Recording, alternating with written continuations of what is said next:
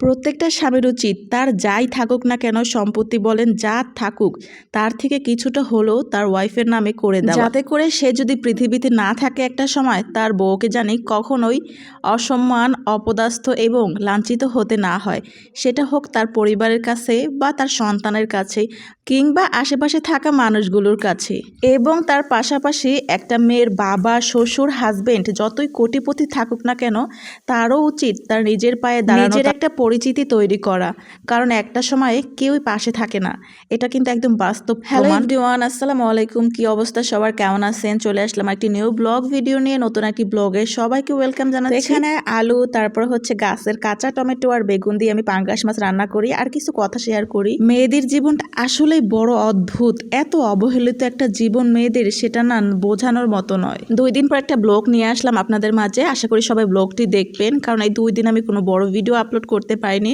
একটা বড় ভিডিও তৈরি করলে হয় না, এডিটিং, ভয়েস দিতে হয়, বেশি কষ্টই হয় ভয়েস দিতে। তো আমার জিহ্বা একটু প্রবলেম, সবাই তো যারা আমার রেগুলার ভিডিও দেখেন তারা জানেন। একটা মেয়ের বাবা, শ্বশুর, হাজবেন্ড যতই কোটিপতি থাকুক না কেন, একটা মেয়ের উচিত তার নিজের পায়ে দাঁড়ানো। বাস্তব। অনলাইনে যারা আছেন তারা সবাই জানেন কম বেশি, অনলাইনে ঢুকলে একটা আপুর কান্না এখনো কানে ভেসে আসে, আলভিয়া নামের, সেটা সবাই কম বেশি জানেন। 2টা না 3টা মেয়ে সম্ভবত হবে। আপুটার হাজবেন্ড 28 বছর বয়সে, খুব অল্প বয়সে পৃথিবীর মায়া ত্যাগ করে চলে গেছে। যাই হোক, আপুটার শ্বশুর কিন্তু অনেক কোটিপতি, হাজবেন্ড অনেক বড় লোক, সে নিজেও একটা বিজনেস করে অনলাইনে। তো তার হাজবেন্ড চলে যাওয়ার সাথে সাথেই নাকি সেই হাউমাউ করে কেঁদে বলতেছে লাইভে যে তাদের গাড়ি, যা যা প্রপার্টি আছে সব নাকি শ্বশুর ভাসুর নিয়ে গেছে। জানি না কতটা সত্য বা কী, কিন্তু অনেক খারাপ লাগছে আসলে। অনেক হাউমাউ করে কান্না করছে। আসলে সত্য না হলে এইভাবে কান্নাকাটি কখনোই করতো না। একবার ভাবেন, ওই আপুটার যদি আজকে নিজে বিজনেস না করতো, সন্তানদের নিয়ে সে কী করতো, আজ কোথায় যেত, কার কাছে যেত? বাবা মা না হয়তো 6 মাস 1 বছর রাখতো, কিন্তু এখনকার যুগের যে অবস্থা, বাবা মা, ভাই বোন, একটা মেয়ে বিয়ে হওয়ার পর সেটাও রাখতে চায় না।